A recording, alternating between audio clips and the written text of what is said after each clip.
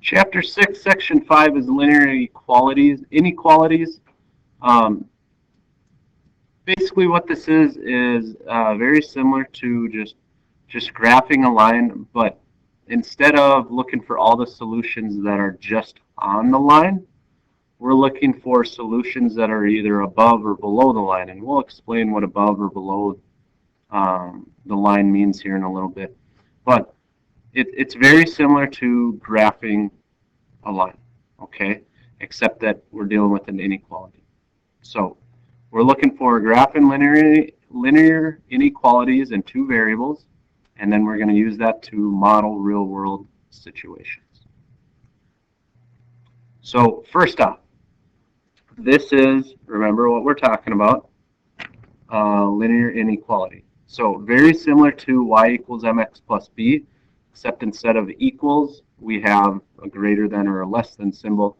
Sometimes we can have a greater than or equal to and a less than or equal to. And what we're looking for is if the ordered pair is a solution. So nothing changes compared to what you would do if this was an equal sign.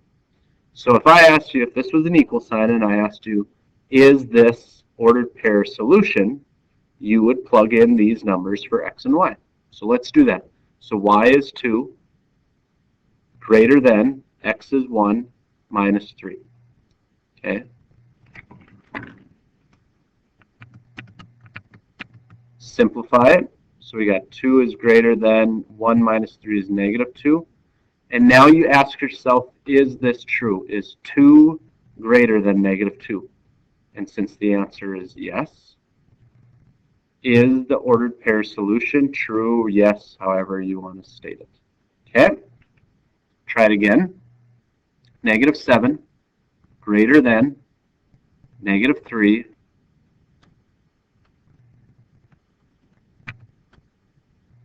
minus 3.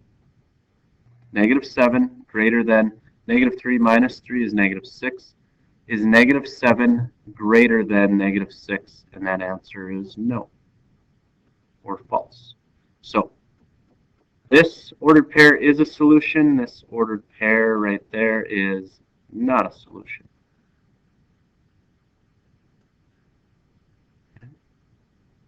Try another one.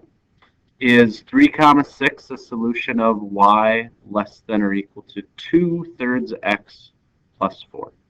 Again, we got 6. This time it's less than or equal to 2/3 times x, which is 3, plus 4.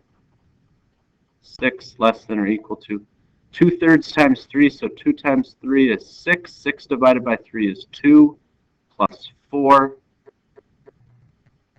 2 plus 4 is 6. Is 6 less than or equal to 6? Yes, it is. So therefore, 3 comma 6 is a solution to that inequality. Okay. Suppose that an ordered pair is not a solution of y greater than x plus 10. Must it be a solution of y less than or equal to x plus 10? And the answer to that is no, because what if it's equal to? And I guess if it's equal to, it's right on that line. So the answer would be if this is greater than or equal to x plus 10 and less than or equal to x plus 10, must it be a solution? Yes, but in this case, no, it's not, because it could technically be where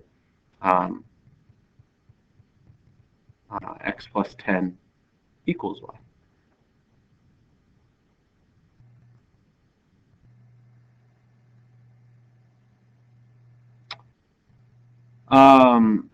The graph of a linear inequality in two variables consists of all the points in the coordinate plane that represent solutions.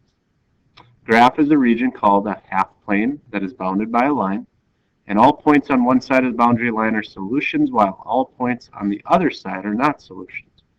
So what we're talking about here is just act like this inequality is a normal line that you had to graph.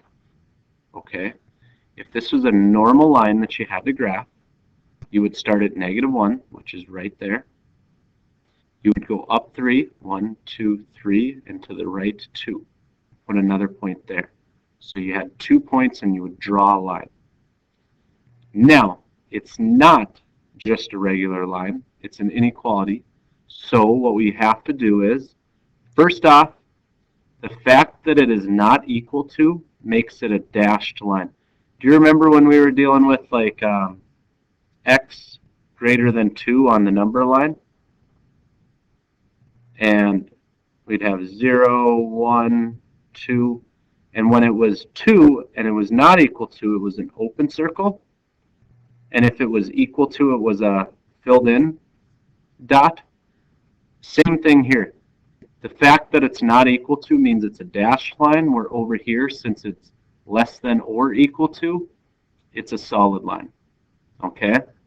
So make sure that you know the difference. I would suggest maybe writing down these two pictures in your notes and making sure that you know the difference between a dashed and a solid line. So what is the graph of y greater than x minus 2? All right, so we got x minus 2. There's our y-intercept at negative 2. X is 1 over 1, so we go up 1 over 1, up 1 over 1, up 1 over 1, up 1 over 1. So we have a few dots.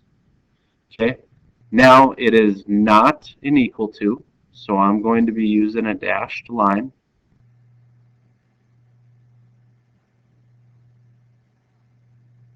Not too bad. But then comes the shading. And that's what I didn't talk about here. So all the points on one side of the boundary line are solutions, while all the points on the other side are not. So we need to know which side of this line should we shade. And what we're looking for is any point we pick over here on the shaded area would work, would be a solution, would make this true. And any point on the opposite side would make it not true. And in this case, anything on the line would make it not true. Here on the line would make it true. So the way that you do that is you literally just pick a point on either side. Do you want to pick a point on this side of the line or a point on this side of the line? Now usually, unless the line goes through 0, 0, 0, 0 is the easiest thing to pick.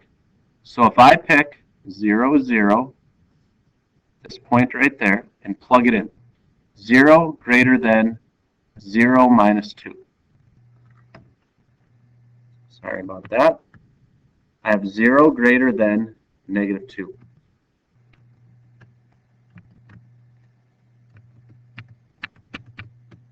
Is 0 greater than negative 2? And the answer to that is yes. So because it's yes, and 0, 0 is on this side over here of the line, this is the side that I'm going to, this is the side that I'm going to shade. And you can do something as simple as this. If you really want to get into it, you can kind of do this. But I went over the line, I shouldn't go over the line. Kind of here. That's horrible. But we want to shade on this side of the line. A lot of times people will do this and draw lines.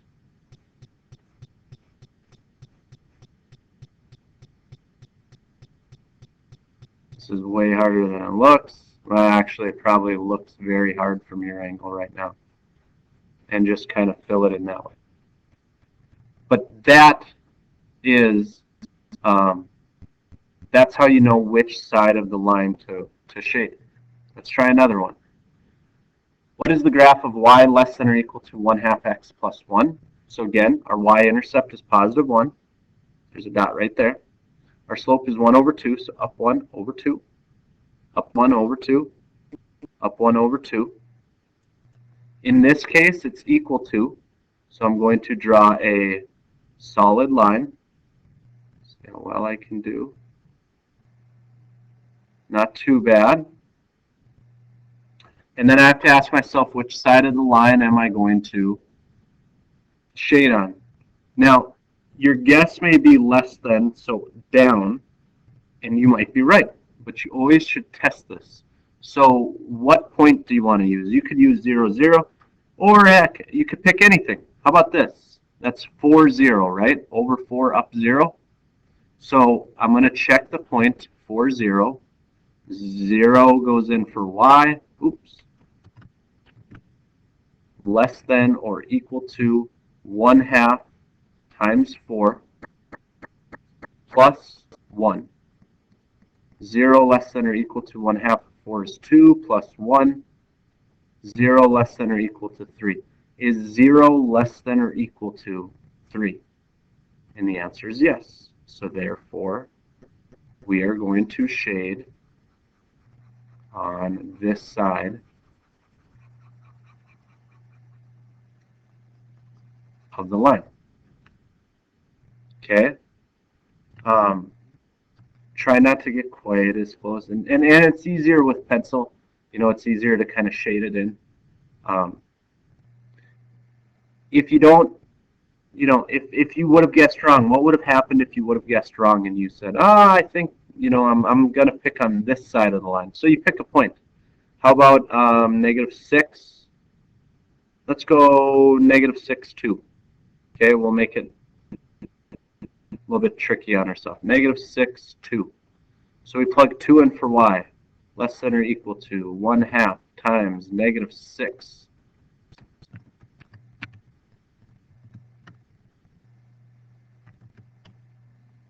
2 less than or equal to 1/2 times -6.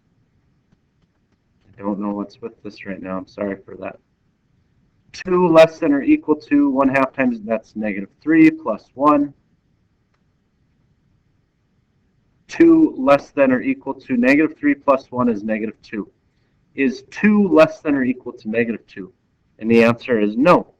2 is greater than -2, and therefore this side of the line, which is where our point is incorrect, and we should shade on this side. So that's, even if you guess wrong, that's how you know. Okay? What if it's an inequality with just a single variable, one variable? Same thing. These we graph just like we used to. X greater than -1, so that's all points where x is -1, so that's a vertical line right here. It should be dashed because it's not equal to. And pick a point over here. How about 1, 0? Is 1 greater than -1? Yes. So we're going to shade on this side.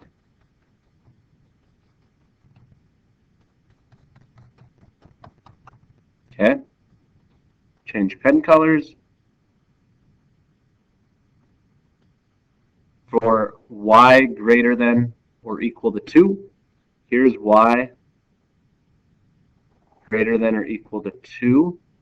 It just goes on where y is 2. Pick a point down here. How about 0, 0? So is 0 greater than or equal to 2? Yes. So I'm going to shade on this side. Okay. And now if we ever combine them, we look at what parts do they have in common.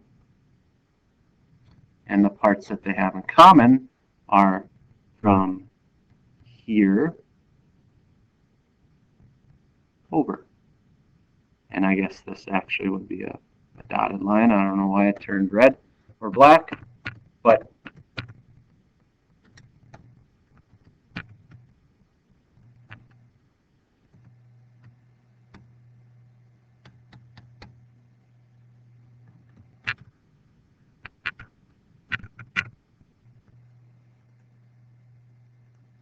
okay, let's try to finish this up. Sorry about that. My pen went on the fritz. For a party, you can spend no more than $12 on nuts. Peanuts cost $2 per pound. So that's $2 times P.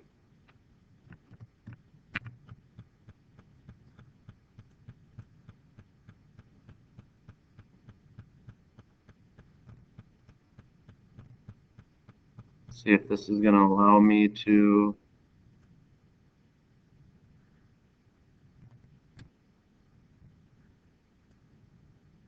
See if this is going to let me finish.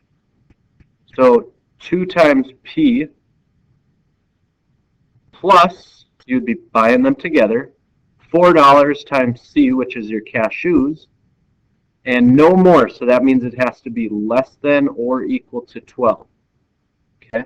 What are 3 possible combinations of peanuts and cashews you can buy? So what we have to do is we have to pick, is P our X or is C our X? You know, which one's which? And in this case, it really doesn't matter. So I'm going to call my X-axes are P and my Y are C for cashews. Okay? And what we want to do is we want to solve, we want to get C all alone. C is our Y, right? So I'm going to subtract 2P. So I got 4C less than or equal to negative 2P plus 12. Divide each side by 4. And I get C is less than or equal to negative 1/2 P plus 3. So there's our equation. And now we can graph that. So I go up to 3, negative 1/2. So that's down 1 to the right 2, down 1 to the right 2. And it's equal to, so I'm going to draw a line.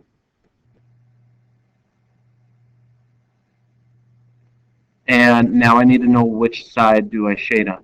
Okay, I'm going to pick 0, 0 because that's the easiest one. So I go 0 less than or equal to negative 1/2.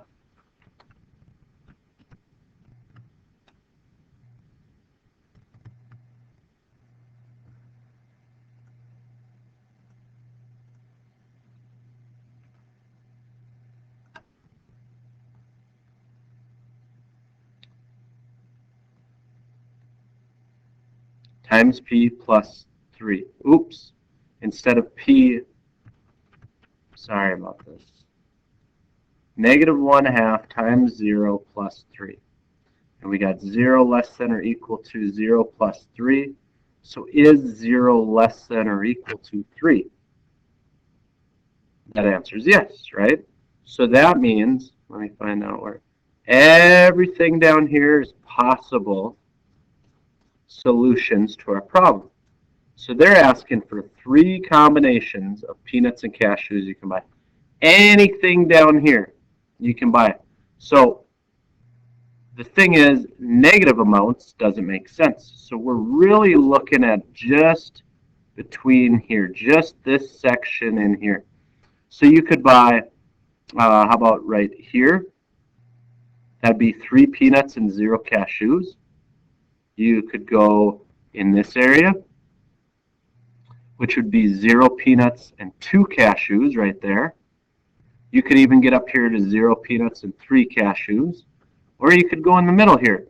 1 peanut, 2 cashews, 4 peanuts, and 1 cashew is on the line, which is equal to, which is okay. And so that's the kind of things that these inequalities show us, is they allow us to real quickly find many solutions to a problem. So that's the type of things that is from this section. I apologize for the technical errors. It's always a treat with these things.